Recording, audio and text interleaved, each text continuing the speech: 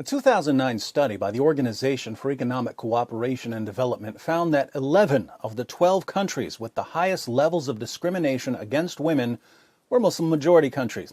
Amazingly, Muslim preachers in the West insist that Islam promotes equality and women's rights. Some even declare that Muhammad was a feminist, perhaps the greatest feminist who ever lived. Why do these preachers spout such shameless nonsense?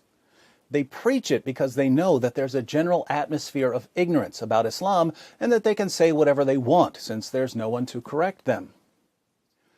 I suggest that the first step on the path to reducing the gender gap in Muslim countries is an informed population of free people who will not fall for false claims about Islam and who can therefore draw attention to the real source of the problem.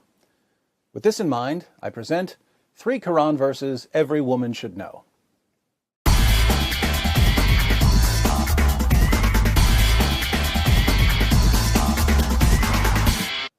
Now, before everyone fills up the comments section with, David, why didn't you bring up Surah 4:3 or Surah 4:24, Surah 65:4, or basically all of Surah 33, let me say that I know there are a lot of relevant verses here, but there's simply too much material to present all at once, so I've selected 3 verses that are especially relevant to the high levels of discrimination against women in Muslim countries. First, Surah 2, verse 282 of the Quran is an outrageously long verse dealing with contracts.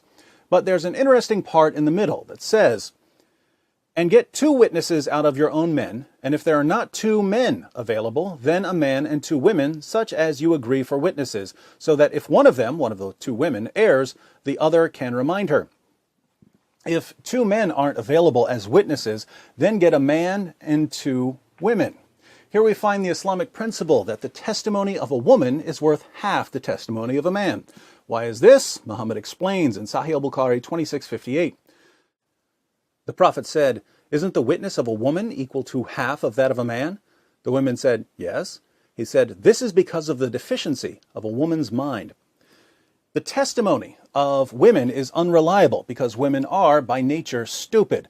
These teachings of Allah and Muhammad, combined with other problematic teachings, such as the need for 4 male witnesses if you're accusing someone of sexual sin, have made it enormously difficult for Muslim women to testify against men in court. According to the New York Times, human rights workers have noted that as many as half of the women who report being raped in Pakistan are charged with adultery. Second, in Surah 2, verse 223, Allah says, "Your wives are a tilth for you, so go to your tilth when or how you will." We don't use the word tilth much nowadays. A tilth is a patch of ground that you plow so you can sow your seed. The Quran says that women are a tilth that you approach whenever and however you want. The historical background to this verse, according to Sunan Abu Dawud 2158 and 2159, which you can read by clicking the link in the description box, is that when Muslims moved to Medina, they began marrying women from Medina, and the women of Medina didn't want to have sex in certain positions. One woman told her husband not to come near her if he wanted sex in these positions. Let's read what happened. This tribe of the Quraysh, that was Muhammad's tribe, used to uncover their women intensely and seek pleasure with them from in front and behind and laying them on their backs. When the Muhajirun, the Muslim immigrants, came to Medina, a man married a woman of the Ansar. He began to do the same kind of action with her, but she disliked it and said to him, "We were approached on one side, i.e. lying on our backs. Do it so, otherwise keep away from me." This matter of theirs spread widely, and it reached the apostle of Allah. So Allah, the Exalted, sent down the Quranic verse, "Your wives are a tilth to you, so come to your tilth however you will," i.e. from in front, from behind, or lying on the back. So a woman says, "I refuse to have sex in these positions." Allah's response to her husband is, "She's your tilth, your field for sowing your seed. Plow her however you want." Muhammad obviously took this verse seriously, since he made it clear that when a man wants sex, a woman has to drop whatever she's doing and satisfy him. In Sunan Ibn Majah 1853, Muhammad declares, "No woman can fulfill her duty towards Allah until she fulfills her duty towards her husband. If he asks her for intimacy, even if she is on her camel saddle, she should not refuse." In Jami' at-Tirmidhi 1160, Muhammad adds, "When a man calls his wife to fulfill his need, then let her come, even if she is at the oven." Third, Some women aren't as quick to obey their husbands as Allah and Muhammad demand. So what are Muslim men supposed to do about rebellious wives? Allah answers in Surah 4, verse 34. Men are in charge of women because Allah hath made the one of them to excel the other, and because they spend of their property for the support of women.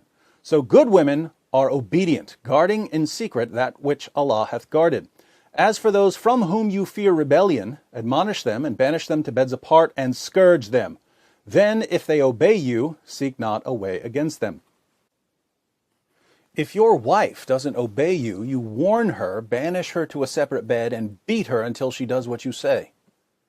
Should we be surprised that, according to a study by Human Rights Watch, more than 85% of Afghan women are victims of physical, sexual, or psychological violence or forced marriage, and that more than 60% are victims of multiple forms of violence? According to Allah and Muhammad, women are stupid. They're the property of men and have to submit themselves fully to their husbands' sexual whims.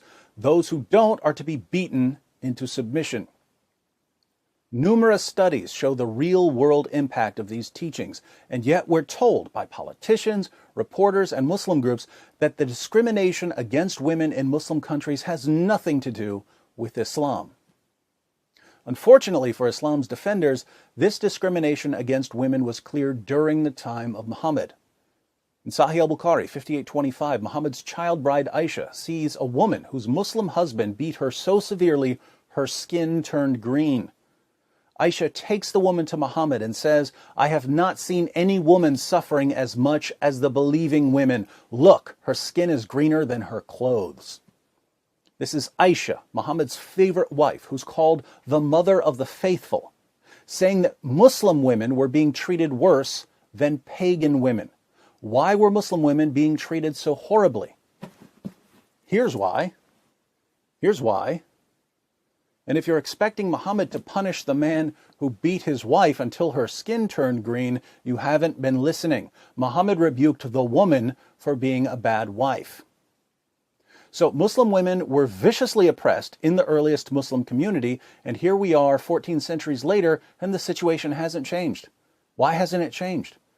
Because many Muslim communities today take that first Muslim community as their model. They take the teachings of Muhammad and the Quran as authoritative. If we want to see lasting change in our lifetimes, we have to challenge the pattern laid down by Muhammad and the Quran. So learn these 3 verses, share them with your friends, share the video.